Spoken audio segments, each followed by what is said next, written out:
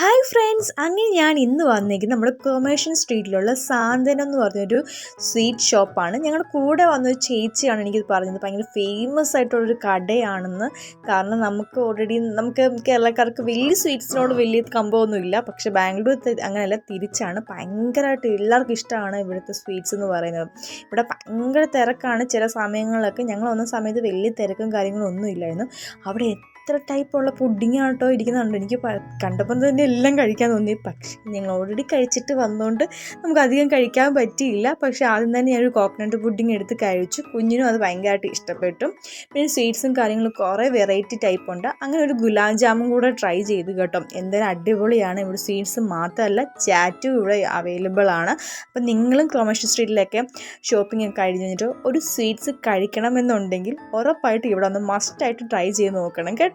അപ്പോൾ bye guys.